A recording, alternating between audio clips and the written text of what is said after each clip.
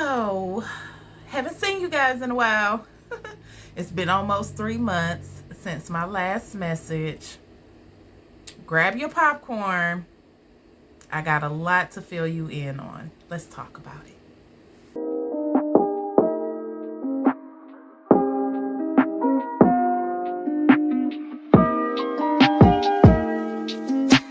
Hey y'all, welcome back to another episode of Unfiltered Truth. If you're new here, thanks for joining us.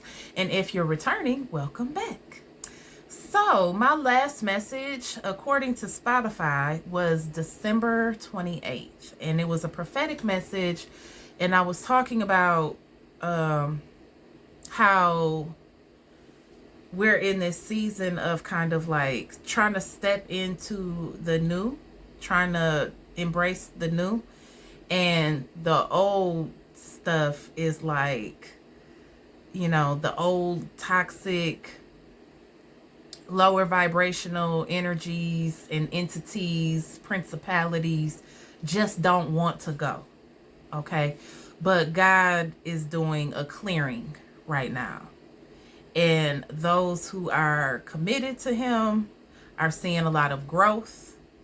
And those who maybe are not so much committed to Him and His path, maybe they don't know, their own calling, their own purpose. They're not really trying to find out. They're not really trying to do the work, the shadow work on themselves to overcome some of their own strongholds, tendencies, bad habits, etc. Or maybe they're just in a place of stagnancy, complacency by choice. They're completely choosing to not heal because they don't want to do the work that it takes to heal. So they're trying to resist the people around them that are healing. They're trying to hold on to those people. And it's not necessarily, this is not limited to just people that could be holding on. It could just be energies, frequencies. Like the Lord says that we don't fight against flesh and blood, we fight against principalities. Okay, so principalities can include anything from lower vibrational frequencies, energies, entities, anything of the sort. Okay, it could even be your own limiting beliefs. It could be your own stuff that goes on in your own mind. It could be things in your environment. It could be people surrounding you or the energy that they carry or what have you. Okay, but anyways, that whole message was about the place that we're in right now as a collective, on the planet. Okay, so, and you can see this all over the place. Just watch the news for a minute, you'll be able to see. Okay, don't get stuck there now. Just, it's okay to know what's going on, but don't get locked into the news and let that govern your whole life. Okay, anyways, let's move on. That was the last message. Okay, and it's so funny because this channel is really about being completely transparent as I can be, in order to share wisdom that I have gained from applying knowledge and lessons learned and experiencing life. Okay, that's what wisdom is. Wisdom does not exist if you don't also have the lived experience of applying certain lessons and things like that over a pretty much a long period of time, because you can't just go through something once and think you know it all or whatever. Like, first of all, none of us know it all. And that's part of wisdom too, being committed to being a lifelong learner as well as growing and healing forever, because you're never finished. Okay, so when you learn a life lesson and then you apply that lesson in the next opportunity or next experience that you encounter, then you learn how to do things a little bit better. You just learn a different way and stuff like that. And so you know, that's how over time you gain wisdom around certain topics, okay, and stuff like that. So anyways, that's what this channel is all about. It's not about, you know, I have to post every Monday, Wednesday, Friday at such and such PM because, you know, I want to stay hot in your algorithm or whatever. This channel is really not about that. Now, if people decide that they want to follow, subscribe, or whatever, I am grateful for it. But the motivation behind this channel is not that, okay? So there may be times when there are long periods between posting videos and stuff, and that's mainly because I have to live life and apply the lessons that I've learned in order to gain wisdom to come back to you with, okay? Have I learned a lot already? Yes, I sure have. But there are some times where I experience certain things, and rather than, you know, staying locked in to a 3D type of schedule where, you know, I'm posting every Tuesday at 2 p.m. or whatever it is, you know, I have to have some space in there to live life or learn from life, or sometimes even just be still and process should the need arise, okay? And so that's what this is. This is not me explaining to you where I've been. It's just sharing what's been going on because it might help somebody else, okay? Also, if you know me, like in real life, really know me, you know that I am very private. I'm also very much introverted. And there's just a lot of things I don't talk about, or, you know, with the public, or post. Like, I don't post a lot of pictures. I never really post pictures of my kids and stuff like that. That's an agreement that we have together. They don't want to be posted, and I don't like people posting me without my permission. So I respect them, and I don't post a bunch of pictures of my kids and stuff like that for that reason, you know. And I'm grateful that they're those types of kids. You know, they're kind of introverted as well in their own way. So anyhow, what happened was I posted that message on the 28th, and, you know, just like the rest of the world experiencing energies, frequencies, entities, principalities, or whatever that don't want to let go, I experienced the same thing, okay? So on January 4th, okay, so just a few days later, I got a call telling me that my sister had passed away. Some of you are probably like, I didn't even know you had a sister. Exactly. That's my point. That's what I'm saying. Okay. No, I'm just playing. But anyways, some of you do know that. You know, if some of you have been following me for a while, or you've been knowing me for a long time or whatever. And so, you know, I have a half sister and a half brother through my biological father. Okay. So I got a phone call saying that my biological sister had passed away, and there were a lot of mysterious circumstances surrounding her death. All I could be told at that time was that she was at the coroner's whatever you call that, office, place, whatever. And yeah. So if you know anything about that, that should give you an idea of what could have potentially happened. As far as the details of what happened, I still don't know. Okay. But I do know that she was taken, and her son was taken a couple years before, and then a different son took his own life a couple months before that. So you know, my nephew that took his own life, I did not know about. And so I'm finding out about him and my sister at the same time in the same phone call. And what came flooding back was my other nephew that was taken a couple years before. There were also a couple other people connected to her that passed away, and I really don't know the details surrounding those situations as well. And the reason why I don't know, and the reason why this situation was so very complicated and layered, was due to what we have in common. My biological father. Um, First of all, let me start with this. I have talked about this before, but I just want to state something just to be clear. I'm not bitter. I don't hold grudges. I don't have time for that type of energy in my life. Resentment does not live here. I don't even know.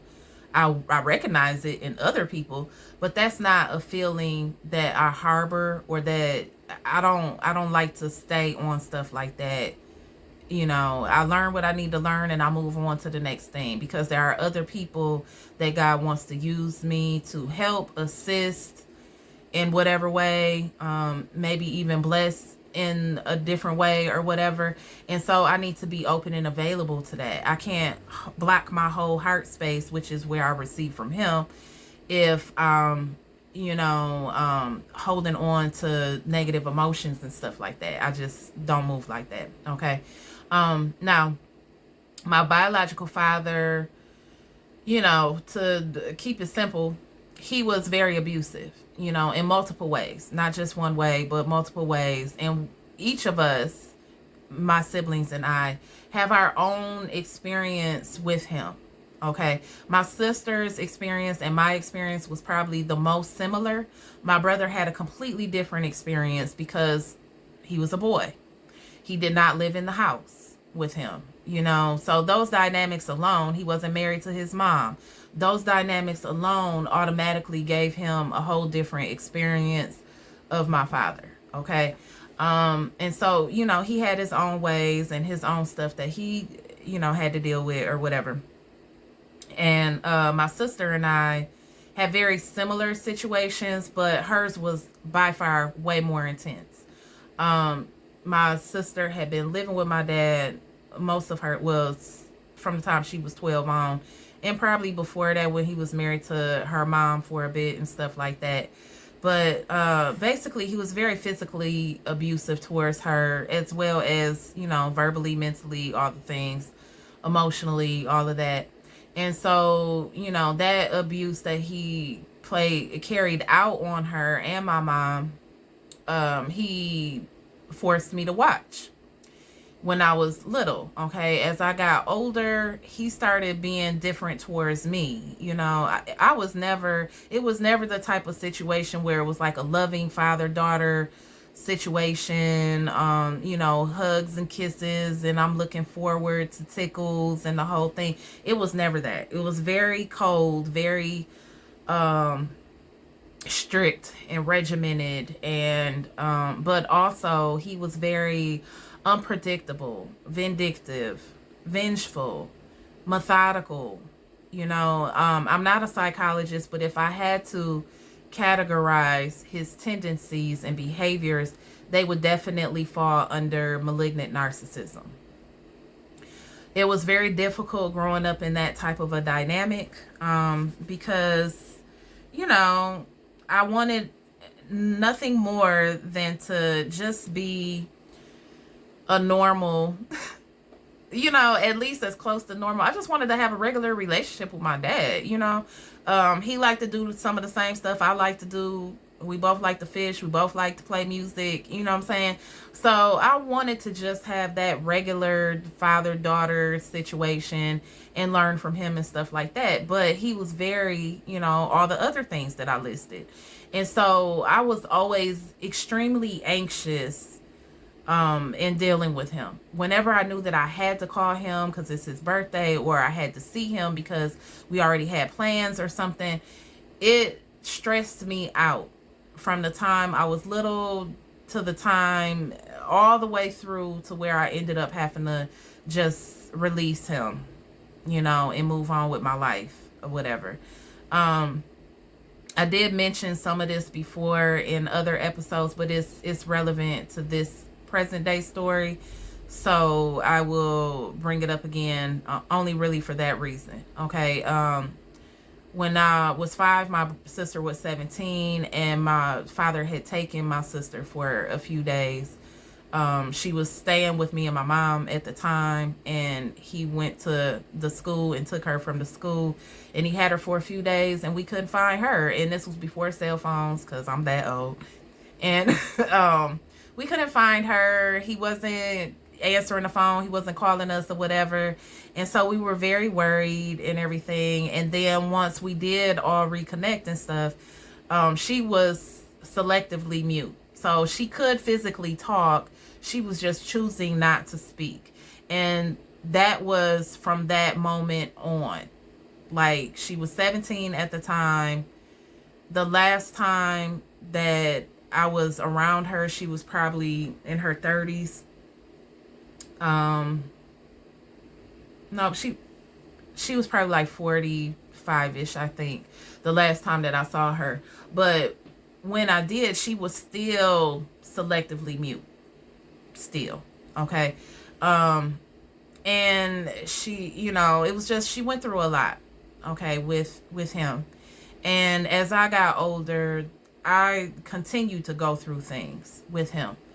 And eventually, what he did to her, as far as taking her and stuff like that, nobody knew where she was or whatever, he attempted to do with me. But I was older, and also, thank God, the Lord had blessed me with the gift of sight. I was a seer, so I could see ahead what he was thinking about doing, what he was planning on doing. And so I was able to navigate through that situation and, come out unscathed. Okay. And I thank God for that, because there have been so many other situations that have happened where I have dealt with similar type of people, on the spectrum of narcissism, if you will. Okay. And I'm not saying that just to be throwing the word out. I'm saying it because I like to learn about psychology, and really I like to learn about some of everything. But, in my studies of psychology, it falls under that window. Can I diagnose someone? No, I can't. I'm not their doctor or anything like that. But if I was to put the bullet points of the tendencies and behaviors, it would definitely fall under that. Okay.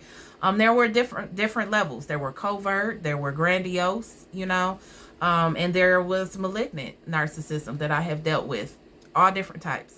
But I'm grateful for him, even though that situation was very difficult, being his daughter and everything like that, and feeling very unsafe, going back and forth with the protective services people and social workers, getting me out of class at school, having to take a picture of him to my principals at my schools growing up so that they would not release me to him because it wasn't safe, going back and forth to court because I didn't really feel safe around him or being in his house. I didn't want to go visit him. I didn't want to do the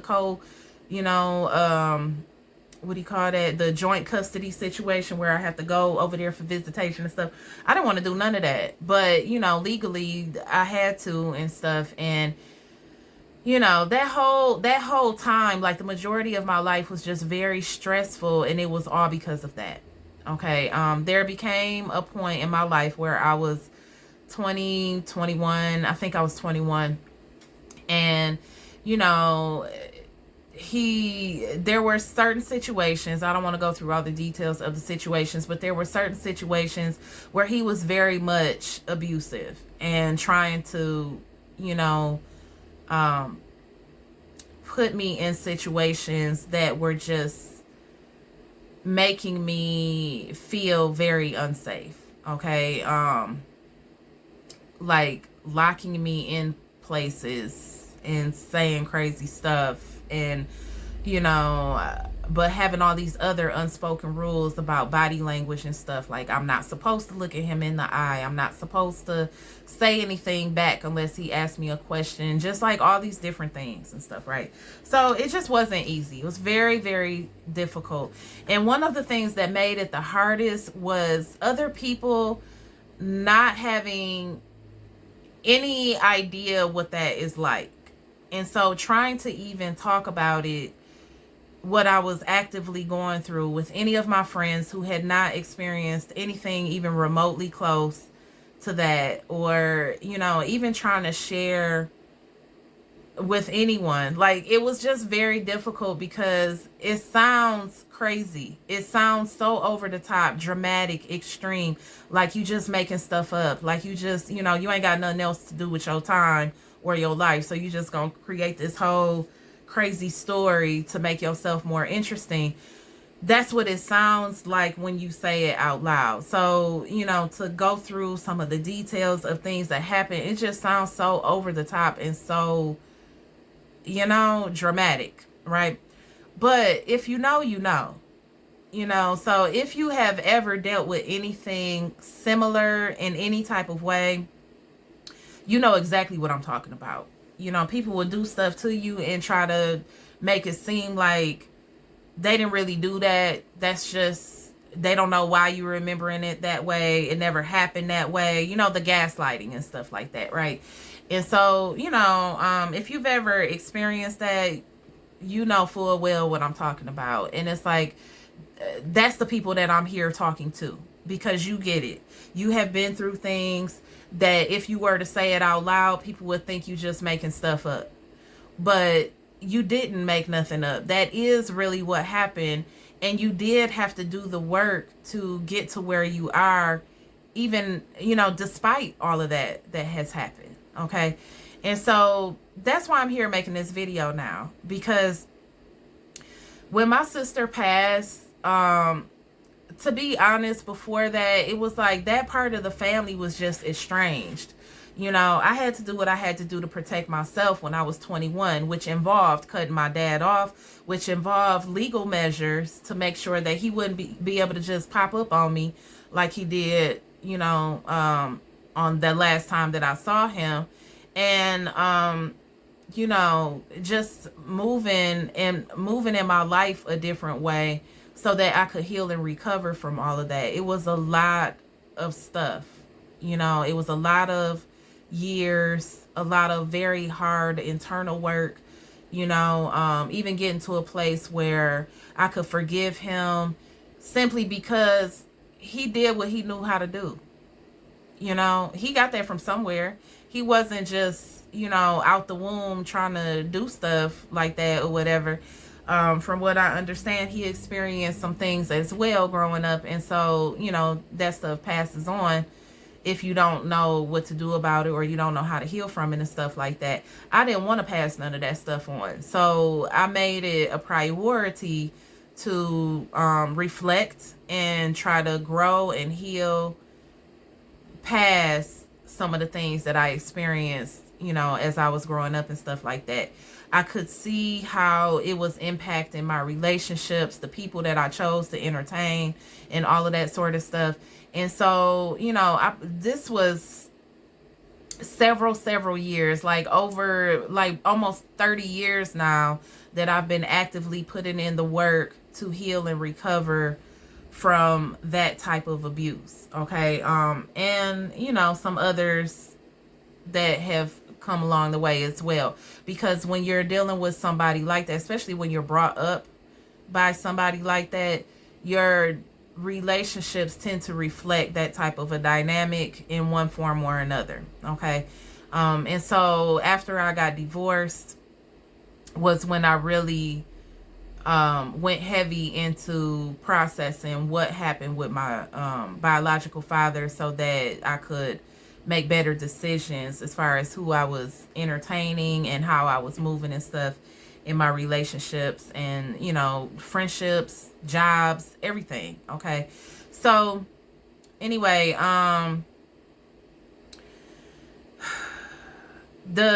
when I found out that my sister passed, it was like I had so many different emotions all at once, because on one hand, like anybody else, I was very sad. I was grieving. I love my sister, even though we couldn't talk because of the way that my dad was. And this is one of those situations. If you know, you know. If you don't know, you don't. And this is not for you to comment, okay? Because you don't know. So hood rule number 1, never talk about what you don't know about. Okay. Anyways. So if you know, you know. Like people like that fall under the category of could potentially be malignant narcissists. When you cut them off, you got to cut off everybody that's attached to them. Everyone. Because they are so malicious and vindictive and methodical. They plan and plot, and they have so much patience. They will take At least my dad does, anyways. So much patience. They will take as long as it needs to take until your guard is down and they feel that they got you, and then boom, they will flip it on you and do something weird. Okay. They get a kick out of that. That fuels them. That gives them energy when they do stuff like that. Okay. So because he was like that, and because he would use other people to get information from me, or use other people to kind of like um as pawns in different ways and stuff like that, it was like I couldn't just cut him off by himself. It was everybody that he messed with, everybody that he deal with, everybody attached to him, which was pretty much everybody, because there would be times where I'm at work and I'm just living my life as an adult. Like, we haven't even had a relationship in several years. And then I find out there's a whole op at my job that knows him, that has a relationship with him, that's been reporting back to him about me and stuff like that. And I didn't even know. So, just being mindful of how I move, who's in my circle, who I'm dealing with, it caused me to be very private. I wasn't always introverted. I became introverted, after all of this. Do I regret it? No, I don't. I don't need to go back to being an extrovert or an omnivert. I don't care about none of that, for real. Like, I'm comfortable over here on the inside. But anyways, just having to cut everyone off that's attached to him caused me to have to also distance myself from my sister, because even though she was selectively mute, she still was very much involved with my dad. Sometimes they would talk more than others, but she was dealing with him and I was not. And so, just off the strength of they still talk, or they was still talking, I couldn't trust nobody, her included. And so, and it wasn't nothing against her. It was just, I know how he moves. And so I couldn't trust him. I couldn't trust I couldn't trust anyone around me that was also connected to him. That's just what it was. So, because I was trying to protect my own safety as well as the safety of my children, I had to have significant distance there. Like, basically, I had to cut everybody off. Okay. So, if you are currently or have ever been in an abusive relationship of any sort, whether that's family or romantic or whatever, if you are trying to figure out what do you need to do moving forward and how to get out or whatever, just know that, like, depending on how that person is set up, you can't trust nobody that's like a link between y'all. You can't have that. If they go, they all gotta go, because you can't trust them people. They have flying monkeys. They got the other folks, that they just want to use as pawns, and they don't even know that they being used like that or whatever. They think they just having some, superficial, shallow catch up, small talk. And little do they know, they telling that person where to find you, how to find you, what your schedule is or whatever and stuff like that. So basically they can stalk you without physically having to stalk you. Okay. So, and then that puts you in harm's way and you don't even realize it. Okay. So, due to that estrangement, that made losing my sister very, very complicated, because it wasn't like a regular situation where, hey, you lose your sister, now you go and you help with the arrangements, and now, you're able to step up as the auntie and, reconnect to her kids are grown, by the way, reconnect with nieces and nephews or whatever. There are adults now and stuff like that. All this time has passed, and now you can just like whatever get back into it and stuff. And it was never that situation. It was always unsafe, always unpredictable, always dramatic, and just very toxic, okay, and unhealthy, to say the least. So therefore, it put me in a weird spot, because I wanted to do all the normal things that people do when they're grieving. You know, go there for one, because it wasn't in this state. Go there and be present and, you know, participate in all the processes and things like that. But also just, you know, be there to support my other family members and stuff like that and bond with them and whatever.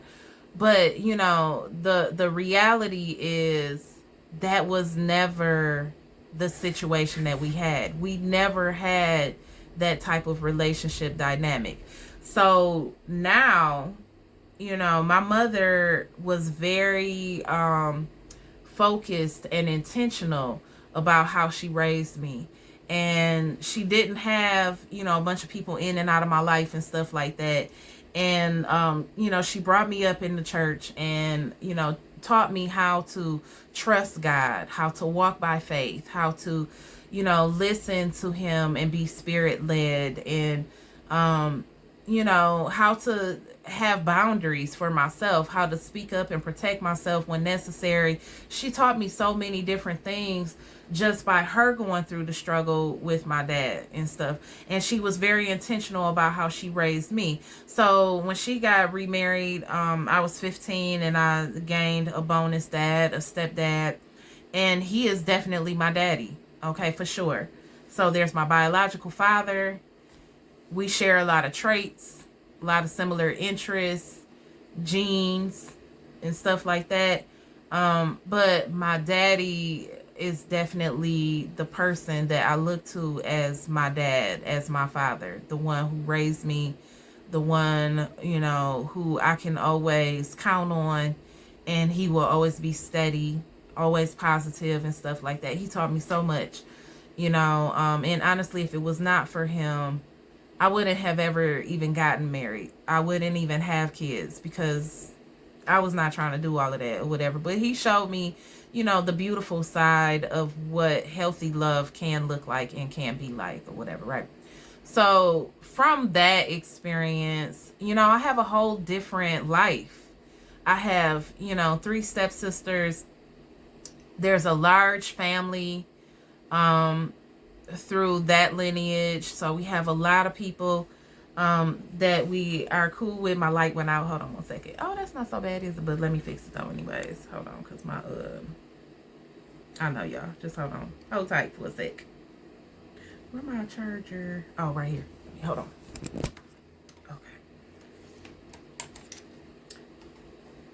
Y'all want me to play some whole music? Do, do, do, do, do, do, while I get my light together. Ooh, ooh, ooh. Okay, hold on. That's too bright. Hold on a sec. Ooh, ooh. Okay. There we go. All right. So, anyways, as I was saying, so, you know, now I have a much more positive, healthy family dynamic, okay? And it has been that way for a very long time. Like, you know, probably half my life or a little bit more than half of my life was dealing with all the crazy stuff. But it was overlapped with a lot of good stuff, you know, because I cut my real biological father off. My biological father, I cut him off when I was about 21. And I gained my bonus dad when I was 15. So, you know, there's some overlap there. Okay. And no, I was not very trusting of my biological father at first. My stepfather. I was not very trusting or open to him at the beginning. But over time, you know, I got to see him being very consistent, loving on my mom the right way and stuff like that. And so, it made me let my guard down and be a little bit more open to him and stuff. And then over time, we just became very close, and I really love him. I love my stepsisters. You know, we don't even really say step. I love my sisters, but just for clarity of this video, you know, I'm saying that so that we can be clear on who is where and all of that, okay? The relationship that I have with my stepsisters is what I wanted to have with my real sister. The relationship that I have with my stepfather is the relationship that I wanted to have with my biological father. It just didn't happen that way, okay? And so, anyways, losing my sister, it was very complicated because the average person expects a normal family dynamic. Like maybe a little bit of dysfunction here and there, maybe a little family spat, little argument. Maybe this one is giving the other one the silent treatment for a little while because they mad about something or whatever. But over time, they get over it, lightweight stuff. Okay. No, this was life, death, police, you know, court systems, child protective services. It was a lot of different things that made the situation be like so much extra to deal with. Okay. And so, as much as I wanted to show up and be a part of those things, it really just was not safe for me to do so. Okay. I really was struggling as it got close to time for the memorial, because deep in my heart, I did want to go and just, be there as my sister was laid to rest. You know what I'm saying? But there was absolutely no way for me to do that without opening the door for unhealthy dynamics, potentially dangerous dynamics, to have access to my life again. Okay. Or even have access to my kids. When I've worked so hard to cultivate the peace that I have in my life and to protect my children from even knowing anything about that type of life that I used to have, So there was just no way for me to be able to go to the service and participate the way that I wanted to, and then come out on the other side of it feeling safe, feeling, emotionally healthy and all the things. There was no closure that was going to provide. She was cremated. There were still all these questions swirling around, like what even happened to her, and all of that and stuff. And so, my brother and I just basically had our own memorial for her in our own way, and I'm so grateful for that. I'm so grateful for him. I'm grateful for how close me and my brother are.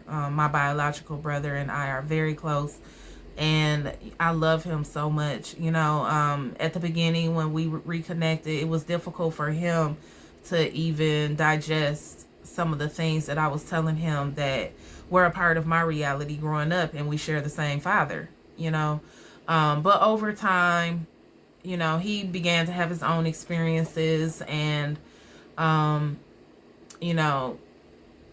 it wasn't so much a shock anymore. Like basically he could see how some things probably were the way that I was describing them to be, even though it probably still is hard for him to wrap his mind around everything, because like I said, he had a completely different experience with him because he was a boy. Okay. My sister and I were the girls. I was way younger, so my father was different with me than he was even with my older sister. But as I got older, he started being more towards me like he was with her as well. Okay. So anyways, I say all of that to say, I posted that message about energies that don't want to go. And then boom, a few days later, I get hit with something that I thought was buried, gone in the wind. I never in a million years thought that I would get a phone call like that about my sister before getting a phone call about my biological father. And I think that's just probably any person probably would just assume that their parent would go before their sibling, and it's not that I was looking forward to hearing anything about him or nothing like that. Not at all. Okay. It was just, I think any child just imagines, and it don't matter how old you are, because obviously I'm grown and seasoned, but it don't matter. Like, if you have parents, you just automatically assume your parents would go before your siblings do. Okay. Because that's just kind of what we would call, quote unquote, the natural order of things. Right. And so I just didn't expect that. And I guess in my mind, like I never really thought about death or how people passing from that side of the family would impact me. But I just, I guess in my mind, I just always thought like, okay, if something ever happens to my dad, my biological father, and he is like literally on his deathbed, I'm the person that's closest to him. We don't talk. We haven't talked in several years, but physically, geographically, I'm the one closest to him. So if he was in the hospital and couldn't do for himself or whatever, and they called me and they was like, hey, you're the closest next of kin or whatever, I would definitely be by his bedside trying to help take care of him and stuff like that, for sure. Now, if he was at home, no, he would have to be in a place where it's all kinds of people around. He can't just do any and everything. He can't, whatever. And even though he is older now, I don't put nothing past him, not at all. He's very resourceful, very intelligent, and all the other things that I already mentioned. Okay. And I know he, got a little resentment towards me because, I chose to cut him off, and then I had to add some legal measures to protect myself even further. So I'm sure, he definitely has, some open-ended beef, I guess you could say, with me, and he's very vindictive. Like, that's just his nature. He's very vengeful. I'm sure he wants to get his lick back, so to speak. So, I wouldn't feel comfortable taking care of him, being by his bedside, if he was not in a hospital or some other type of facility. But I would absolutely do that. I would absolutely tend to him, because I need to honor him as my father, right?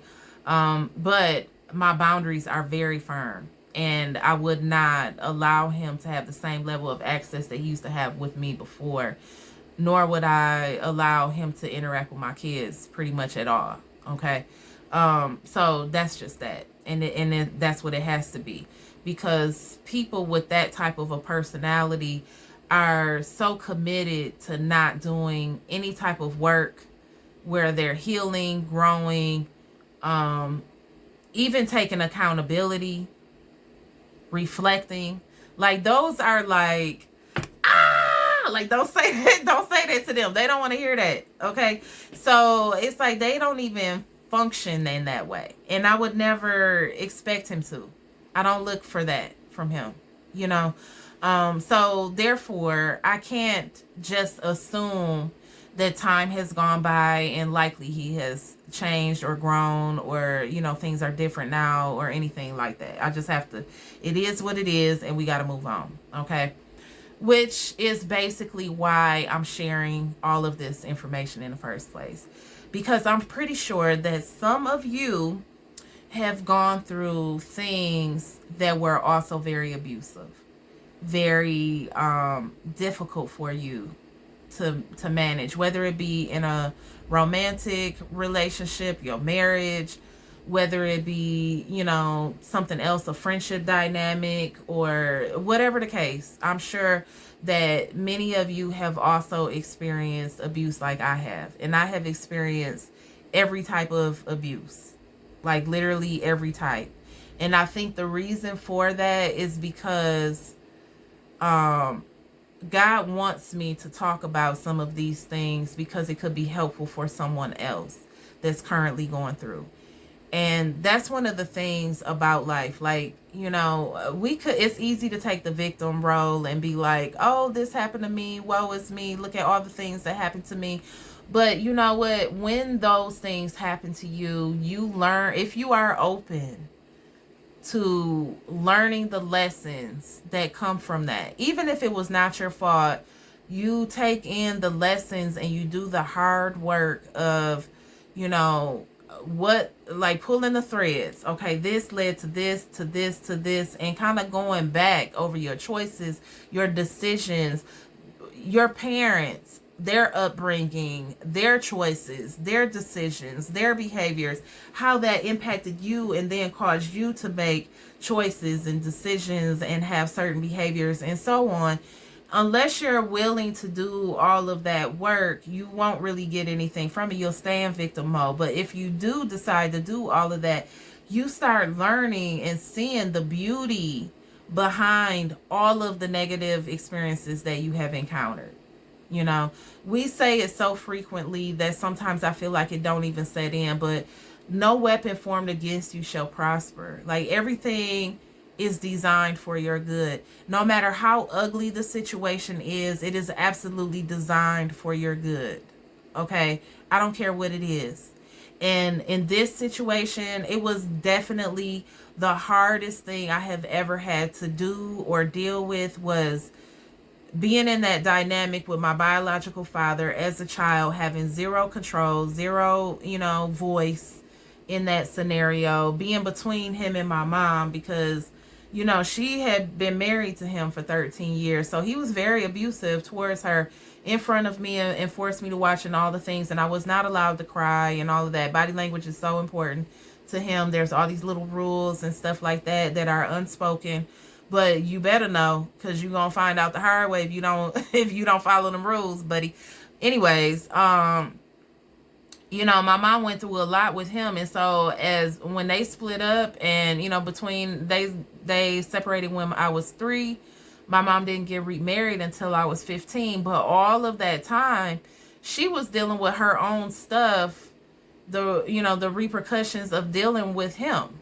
And so there were a lot of challenges and stuff that she faced in her own life and well-being or whatever as a result of being married to someone like that. And then also, trying to be a single mom on top of it all. She was also in school. She was getting her master's. She had a full-time job. She was a teacher and stuff like that. And so, it was just a lot, right, for her. And so as I was going through, my healing phase from all of that, I was able to, to identify and relate to some of the things that my mother must have been feeling.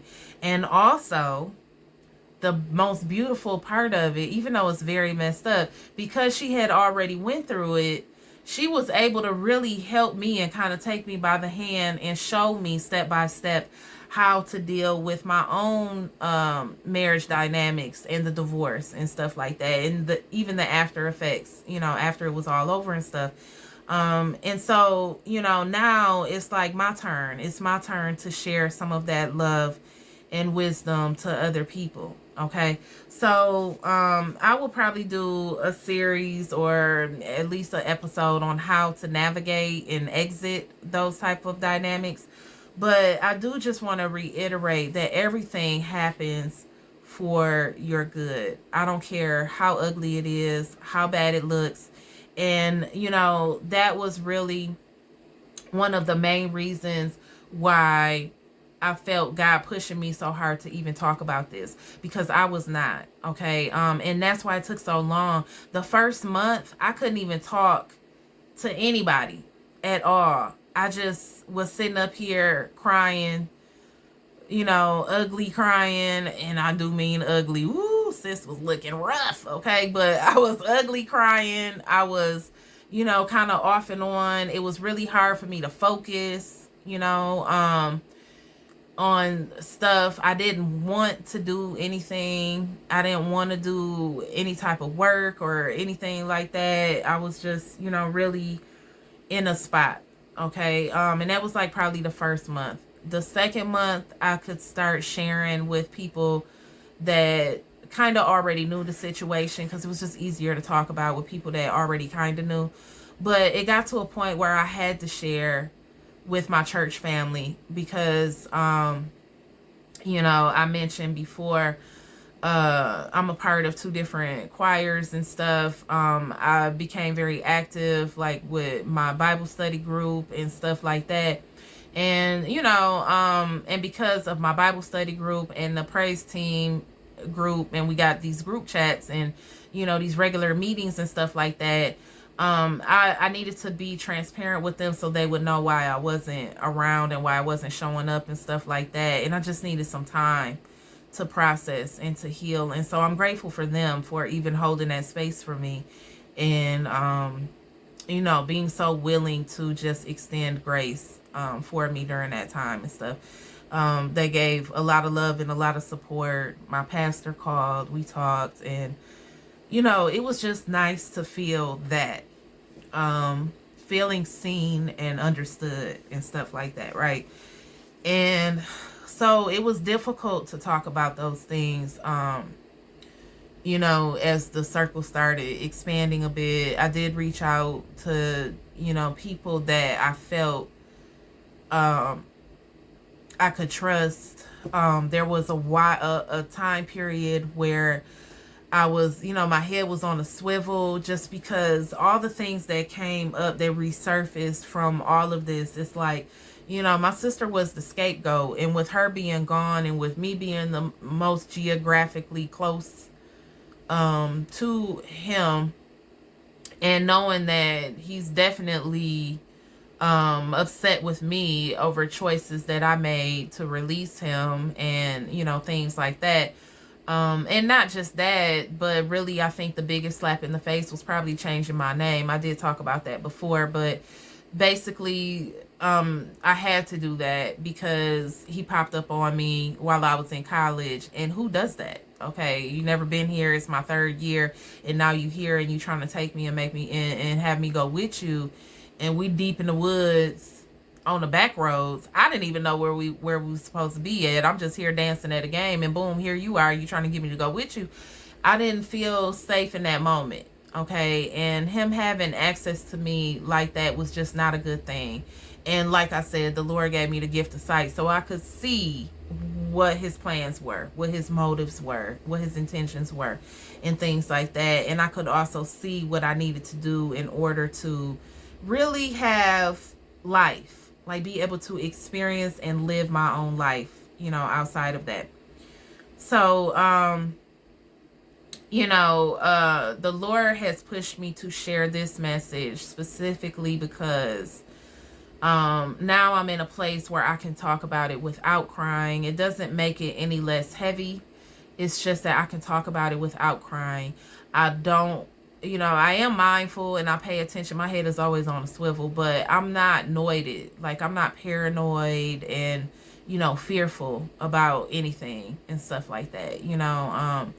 I feel safe and protected because I know the Lord has me, and, even if something was to go down, I know the Lord has me. Okay. And so I'm not worried about it. I'm not worried about nothing anymore, but there was a time where, a month ago, 2 months ago, or whatever, where I was not in such a great place or whatever. There was, that first month was very rough. That second month, I gradually started being able to talk and, function again, like going to work and just, you know, working on things. I have been making jewelry. I haven't been posting none of the jewelry that I've been making, but that was even confirmation from the Lord too, because I haven't even been on social media at all, and I still been getting jewelry orders. And if you don't know, I make custom jewelry made to order, and it's usually advertised word of mouth. After I make something and that person receives it, I will usually post a picture of it and stuff like that, but I don't really do hardcore solicitation or anything like that. And I don't like make things in advance and just be trying to sell what I have already made. Like, everything is really made specifically for you. So anyways, it's, if you have not been watching, just go back and watch some of the earlier episodes and you'll see how that was misconstrued to be something different than it is. And that was the whole thing as well. That was the spiritual abuse part of stuff that I haven't experienced. But anyways, God bringing those orders through, people reaching out to me and wanting me to make things for them, even though I wasn't even posting, I wasn't active anywhere on any platform and stuff like that. It just reassured me that, I am on the right path, and he wants me to be where I am doing exactly what I am doing. And, as long as I'm open, he will show me exactly what I need to do from one step to the next. If there's more, he will show me and prepare me for that and stuff. And I feel like he prepared me to be able to deliver this today. I didn't plan on talking this long. But you know, I'm saying what he wants me to say. So it's also very ironic that I just so happen to have this shirt on, and it's always like that. Like when I wear a shirt and it got words, the words have something to do with what I'm talking about. I really don't be planning that out. It just be like that. But this shirt is one of my Sans. It's her company, and it's a shirt that she designed.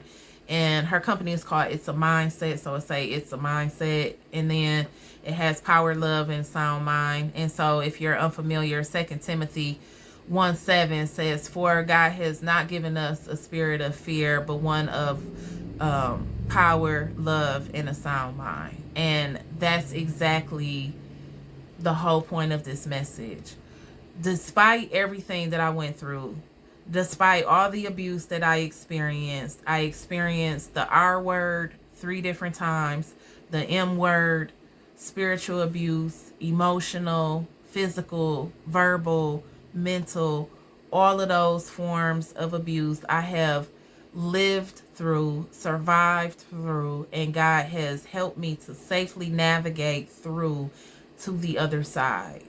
And so now, on this side, I just want you to know that everything, I don't care how ugly it is, how hard it is, how scary it is, there is something in there that you're supposed to learn from all of that.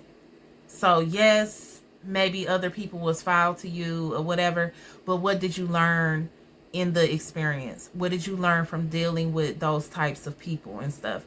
One thing I can say, shout out to my biological father, like big ups, because of the way that he chose to live life, the way that he chose to do life and treat me and treat my mom and my siblings and stuff like that, totally prepared me for the future people that I would experience. Dealing with him helped me, like you don't even know, like it really helped me deal with other people that were similar to him in my life that came later. And by the time, excuse me, the most recent experience with spiritual abuse came up, from my past church, I was able to recognize it for what it was, call a spade, identify the key players, and I knew exactly how to navigate that situation because I've been doing it my entire life, literally. Like, knowing how to see and move through. Okay, God has been showing me that my whole life. And so dealing with him, my biological father, it helped it be so much easier for me to get out of other situations and release people that were intentionally causing me harm because that's what they wanted to do. Because for whatever reason, it was making them feel some type of way that they enjoyed, and so that's why they were choosing to do what they were doing. Okay. And so, even being able to forgive, the fact that I was able to forgive my biological father and really hold him in love, like seriously, genuinely, I remember the day that happened. It was like, all of a sudden I had this epiphany. I was like praying and then meditating. So like I'll pray about something and then I'll ask God a question and I'll just sit there in silence and wait for him to respond. Okay. So I remember asking him something like, why did my father do all of that? Like, how come he couldn't just be like a regular dad? Like, all I wanted to do was hang out with him in a healthy way. We like doing the same stuff. We both nerdy. We both into education. We both love God. Well, I can't speak on him. I know I love God. He talks about God a lot. We both love and enjoy being involved in church and stuff. We love playing music. We like to go listen to music and stuff like that. So there was just, there were a lot of things that I wanted to do with him. So I was praying like, Lord, why would he choose to be this type of dad instead of just being normal, regular, nice, kind, loving, nurturing, generous, like whatever. And so the Lord was showing me how he showed me some things that my real dad went through when he was growing up. Things he never talked to me about or anything. But, the Lord gives me the gift of sight. So he was giving me visions and things like that and showing me some things that my real dad experienced. And after that whole encounter with the Lord, Holy Spirit, I was able to see my father, my biological father, in a whole different light. Like him just being the wounded child that happened to become older. He just became an adult. He just became a parent. But he still had all of this other woundedness that was going on within him. And that's just how it played out. Also taking into account during his day, it was not therapy was not a thing. Like nobody, especially in our community, in the Black community, and especially for men too, like that was just not something that went down. So, hurt people for real, because nobody was really trying to heal, or, let alone even talk about it. So that understanding helped me to really forgive him and hold him in a space of love and grace, and genuinely forgive him and release it. Like, he is who he is. And, there's no bitterness, there's no resentment. It's just he is who he is, and he is set up how he's set up. It's not healthy for my life. It's not the experience that I want to have, nor is it the experience that I want to raise my kids to have. So I just have to let that be what it is over there, okay, and have some very firm boundaries in place. Just that in and of itself helped me with other people. There were some people that hurt me intentionally that I had to cut off, and just that was it. We can't talk at all. You know what I'm saying? And most people, that was the case. That's how I moved. That's how I moved and stuff. In the case of my ex-husband, we have children together. So, that was not the case. And he was never physically abusive towards me or anything like that. There were other things that happened that would be more emotional, could fall under the category of emotional abuse. I'm sure he would not see it that way, but that is what it is, okay? And that is not a conversation that we need to have. It's already over and done with, but the thing about it is, I forgave him because I understood how he came to be the way that he was towards me, in that relationship. And, just having an understanding of him as, a child experiencing things that he went through, and then as an adult and what was expected of him and how he was moving through life and just different things like that. Again, being a Black man in our community, therapy is not something that people just go to. Maybe now more so, but not then, when he was growing up, or even when I was growing up and stuff. That's just not what it was. So I was able to really forgive him and see him in a different place or whatever. And and we're still friends. Like, we can still be friends. We can still be friendly and, talk and laugh and joke and whatever, and co-parent healthily and stuff like that or whatever. And, it's a good dynamic between us. There's a lot of things that we don't talk about, but we don't need to talk about that. We don't need to talk about what happened between me and him. We don't need to talk about any of that. We talk about the kids. Sometimes, if somebody that we know in common, we have mutual people that we know through work or just friendships and stuff like that or whatever, we may update each other on different things that's going on with people that we share circles with and stuff. But, other than that, it's like we really don't, it's not like we sitting up hanging out and stuff, and we not chopping it up on the phone all like that. But, we're also not enemies. We're also not fighting, or we never have fought like that, argue, yell. Like that's not ever how we have dealt with each other and stuff, right? But having dealt with my dad, having dealt with other people after my dad, before my ex-husband, helped me to see what was okay and what wasn't. And then once something is not okay, recognize how to exit that situation.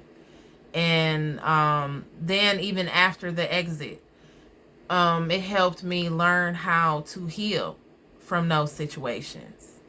Okay. And it is a long, ugly process. If you have not seen the 2-part episode of How to Heal, you could check that out. And you may find something there, especially the ugly side of healing. Like, that might be very helpful if you're experiencing any of this that I'm talking about now. Okay. So, one of the things that was keeping me from talking about this, or not keeping me from, but one of the reasons why I was so reluctant to get on here talking about all of this. One, I knew it was going to be long, and look, boom, it's been 1 hour and 5 minutes. I'm sorry if you got a short attention span, you probably ain't even here no more, and that's cool. Okay. But for those of you that are still here, I'm hoping that you're getting something out of it. Okay. And this is the last point that I want to make. But, one of the main reasons why I did not want to get on here talking about all of this, outside of the fact that I knew it was probably going to be long and drawn out, was also because I was afraid. I was afraid. I don't even know of what really, because it wasn't like I was afraid something was going to happen to me or anything like that. It was, I found out maybe a month ago or so that my dad, my biological father, told my brother about my YouTube channel before I told my brother. And I found that very odd because I started the YouTube almost 2 years ago. And it might be about 2 years now. But anyways, I started that YouTube. And it wasn't that long after I started the YouTube that I told my brother. Maybe like a few months or whatever. So that means that my biological father could potentially have been watching me for the past 2 years or so. If so, hey, what's up? I love you. If it come to that, I'm still here for you. But we got to do this distance thing for as long as it needs to be done. That's that. Okay. So anywho, it wasn't that I was scared of my dad, of my biological father seeing me talk about it. It was just more so, I don't know. It was just one of those things. Like, it was hard for me to even talk, period. So to think about sharing this with someone, especially on a public platform like this, was just like, what? Like, I don't even want to, think about it or talk about it. And definitely not in that type of situation. However, the Lord is so amazing sometimes. The way that he will transform you from the inside, change your thoughts, change your desires, give you the willingness to do the thing that he is calling you to do. He called me to speak this message. When it happened, I knew that this was going to be something that I was going to have to share. And so I actively went into a state of like, all right, we got to heal from this, because I can't be on here bawling my eyes out, ugly crying, trying to tell you about it when I haven't learned the lesson that I needed to learn and stuff like that or whatever, right? What I gained from this experience was, one, support. There was a lot of things that I went through in my life where I felt like I didn't really have, outside of my mom, I really didn't have nobody else supporting those situations. A lot of stuff was too difficult to talk about.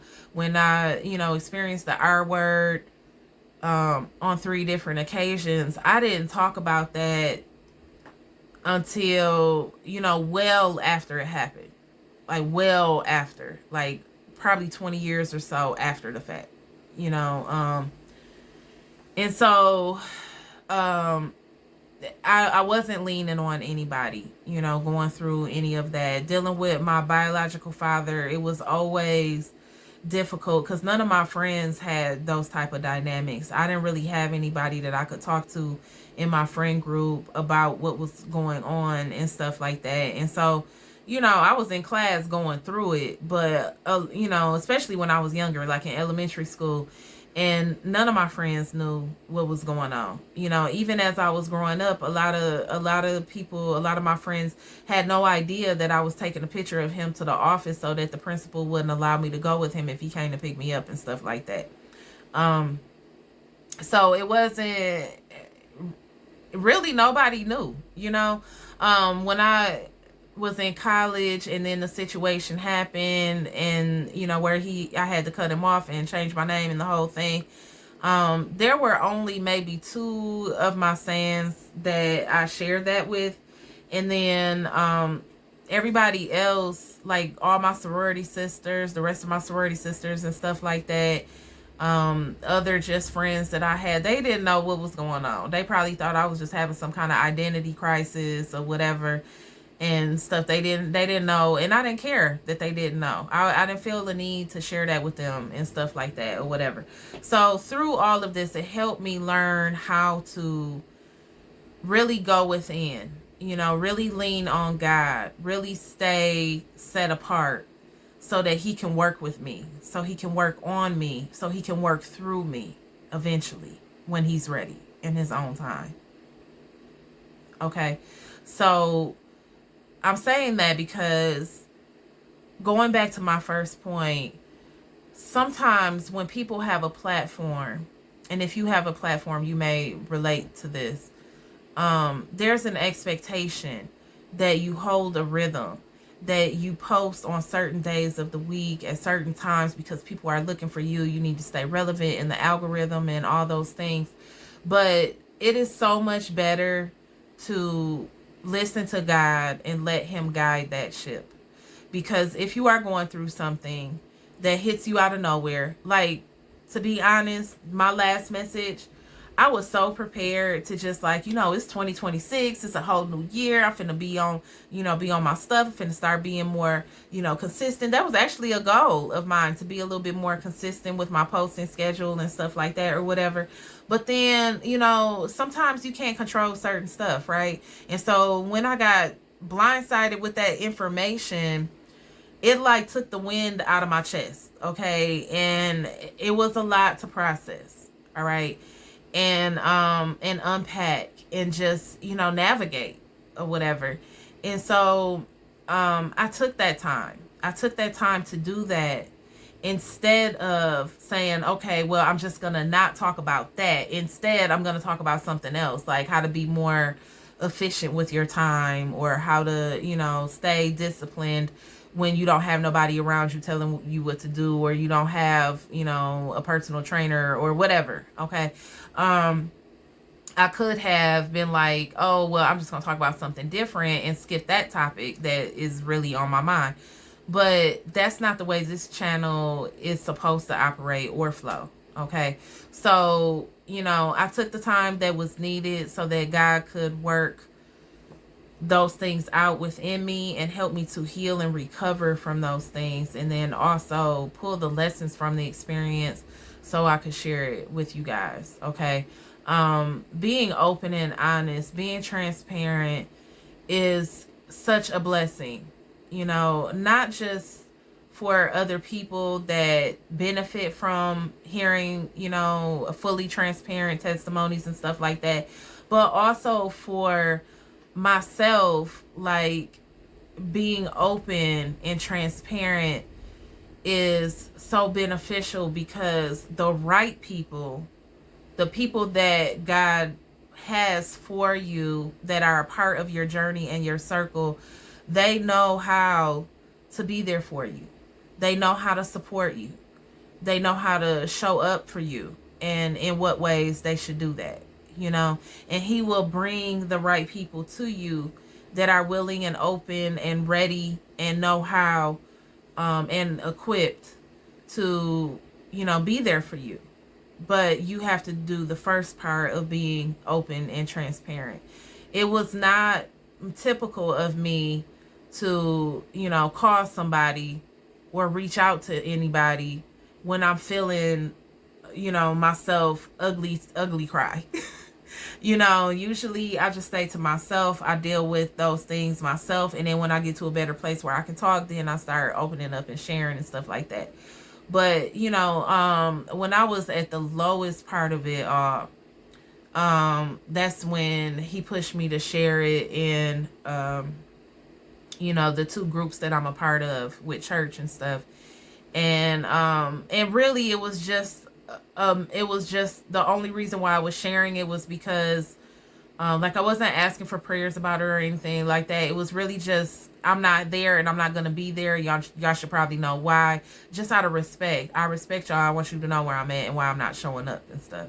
So it's really just that, But the love that came through after that, I did not expect. I'm not used to that. That has not been my experience with the church that I grew up with. Of course, people would say they pray for you or whatever, but it was very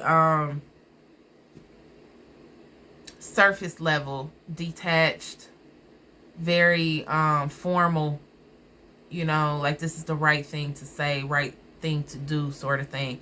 There wasn't very much like genuine nurturing support type thing. Like, for example, if I was still going to the old church, they wouldn't even know about what was going on in my life. Like, I was going through the R word. Everything that happened to me happened while I was still a part of that church. I never told anybody any of those things, and I would not, just because of the situation there, the way stuff was there. I never felt comfortable to even talk about anything like that there. Okay. And this brings me to another point that I mentioned earlier. Like, everything always happens for the good, for your good. And every weapon formed against you really helps you. It's intended for your good. It won't, if it's planned against you, it won't prosper. In fact, it'll have the opposite effect where, it will become the thing that helps you to grow and evolve and prosper in the future or whatever, right? And so, that being said, the stuff that I encountered with my past church, trying to weaponize or what's the word? Vilify, I guess, my my gifts that the Lord gave me. God gave me the gift of sight. God gave me the gift to make jewelry for people. He tells me what to make. He tells me who needs what and why and whatever, and he shows me what I need to use and stuff. That's him putting bracelets together for other people. That's really not even me. I pray over it. I pray during and I bless it after. You know what I'm saying? By his spirit and stuff. And so, it's difficult to explain that to people when they have a whole different doctrine and perspective on the Holy Spirit and the power of the Holy Spirit and all of that sort of stuff. But and I say that to the only reason why I'm even bringing that up is because what happened was God has shown me over this past couple months that I am absolutely in the right place. I'm on the right path. I'm doing the things that he instructed me to do, the way that he instructed me to do them. And now I have the right church home, the right tribe around me that understands how he moves in me and in my life. There are some things, it's like we don't have to talk about how he leads and how he just takes over a thing. Like, you plan one thing and he plans something completely different. And, moving in the spirit and, prophetic acts when the spirit shows up and says, hey, get this oil and do this or that and, touch this person and pray for this person and show you what's going on with somebody so that you can speak to that in a prophetic way, and you can encourage them and motivate them and empower them and pray for them and stuff from a deeper place of knowing. Only God can do that. And I'm so grateful for where he has me now, the people that are surrounding me that have similar experiences with him, and how we can really, really be there for each other. I have never been in a church that I felt like was moving and operating and flowing in the same way that God moves through me in my own personal life, if that makes sense. Yes, I've prayed for people and had other people pray for me and stuff like that. But I'm usually the one that sees everybody and sees stuff, sees what needs to be dealt with, whether good, bad or ugly, all of that, okay? And how to go about it and stuff. And it's not my own knowledge, it's God's knowledge and wisdom that pours through. Okay. Usually I'm the only person in the circle that is on that type of time. But where I am now, my new church home, it feels so good to have all these people, in this community that are wired the same way, very similar, so they can see me. I can see them and they can see me, the way that they can uplift me and, pray for me and speak to me and speak to situations and stuff like that, because, God is working through them the same way that he works through me.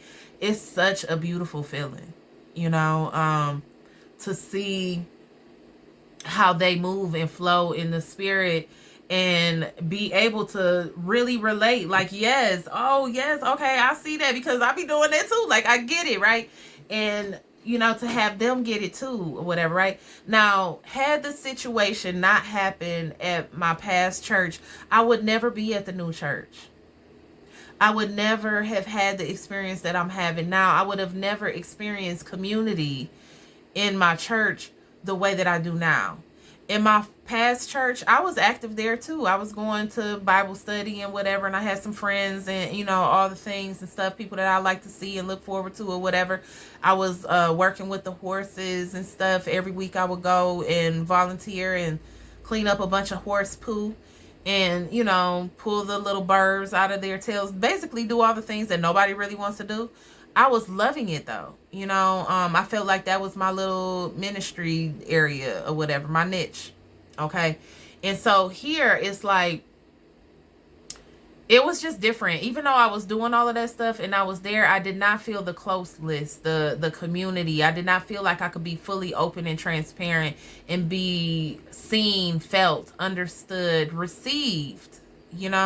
Here, totally different experience, because things that I had put, like, I wasn't singing, and I talked about that before, but I hadn't sang since I was 8 years old because of a stupid situation that happened when I was a kid with my older cousin. Nothing major, nothing catastrophic or nothing like that. It was just some little lightweight, sibling rivalry type thing, because we was brought up together as like sisters basically. And so, she said something crazy and I took it to heart because I was way younger than her and I looked up to her and stuff like that. And it just stuck with me. And so from that moment on, I just never sang. Okay. And then the Lord pushed me to join the praise team and stuff and the mass choir. And, I was well received. I've been enjoying it. I feel, connected to the people. I enjoy actually worshiping and singing for the Lord in front of, it's not even about being in front of people, but I don't mind worshiping on stage, and seeing other people worship in the same way that I do. At my past church, people would have looked at you funny if you raise your hands or, if you clap, if you shout hallelujah or shout anything, they would have looked at you a little sideways and stuff and thought that you was just performing, putting on a show or whatever, right? And here it's totally different. Like, I speak in tongues when I pray sometimes. especially to myself or, privately and stuff like that. And to, there's other people that move in that same way. God has had me use oil before, and to see other people use oil, because the spirit is moving and stuff like that. It's like, I really, like, God really put me with my people. He really put me in the place that he wanted me to be in. And it would not have happened if that ugly experience didn't happen before. He has showed me so many times, over and over and over again, yes, I need to continue making jewelry. I was never doing the things that they accused me of doing. Okay, because I was never on that type of time, not at all. I've always been how I am. I just know a lot about a lot of things, and I can explain stuff. But I've learned to hold back on even how I explain stuff, because I don't want nothing to be taken out of context, flipped around, and made to be something that it's not, which is what happened at my past church. So, from that experience, I put the whole jewelry business on ice for a while, prayed on it, like, Lord, do you still want me to do this or not? If you don't, then I will leave it where it's at. If you do, then make it obvious that that's what you want me to do. It can't be more obvious than I'm in hermit mode, completely in hermit mode, mourning, and I'm getting orders, and it's like God gently trying to pull me out of that space. It was incredibly difficult to try to work during that time. The first order that I had, it took me forever to get it done, just because of, all the things. It was just a lot. The first order that I got was placed like, almost like 2 days before I found out, or something like that. And so, I got it out right away, but it was difficult, trying to talk to people or deal with people or provide the explanation and, all the things for that customer and stuff. And it just was what it was. It was very difficult, but I was able to eventually push through and get things done. And then more orders started coming, and then I was able to flow through those a little bit easier and stuff. And so now I'm finally starting to feel like, okay, whew, that's over and that's done with. I mean, it is what it is. People still living. So it's probably going to be a situation that comes up here and there as people, fall ill, or people get older, things happen, you know what I'm saying? There will be more phone calls eventually, and those situations will arise. But I think that this one with my sister was probably the hardest. And, I really thought all of that was just over and done with pretty much. And I guess I just never anticipated having it surface right then and there in the way that it did. And it was just so ironic that it happened right after I said these lower frequencies do not want to go. Because that one was really trying to clutch on to your girl, like, oh, you thought I was gone. Well, no, here I am, I'm back. Like, it was like that. Okay, so anyways, this was super long, y'all, hour and a half. If you stayed here the whole time, thank you so much. I appreciate it. I didn't waste my time and my energy and my words and stuff like that. I hope you got something from this. If there are other people that you know that have gone through abuse, are currently experiencing abuse or different things like that, this may be a video to help them, encourage them. I will be talking a little bit more in depth on the process of leaving, identifying abusive dynamics, and also how to navigate through them safely, and then how to heal from them afterwards. I will be doing a lot more talks about that, but this was just, I needed to check in with y'all and just really let y'all know what's really going on for real, where I've been, why it's been so long and stuff like that. And to let y'all know that I am back. If you are interested in jewelry that I make, my website is unfilteredtruth.net. You can see some examples of stuff that I have made. Like I said, everything is made to order, so your piece will be specifically for you. I don't make things in advance and then just have a plethora of things you can choose from and order that way. If you see something that you like, I'll offer plenty of different styles of things. You can select the style or type of jewelry that you want. I make everything from rings, bracelets, necklaces, waist beads, all of that. I've even made a crown before. So if there's anything that you want, you can definitely order the type of stuff that you want on there and put in your specifications. You can inbox me. You can send me a picture if you want. That's very helpful, so I can really customize it for you. And God will show me what I need to do and how I need to put it together for you and stuff like that. But you can give me the information as far as your measurements, color of accents that you like, silver, gold, etc., stuff like that, if you're into that sort of thing. I will see you guys next time.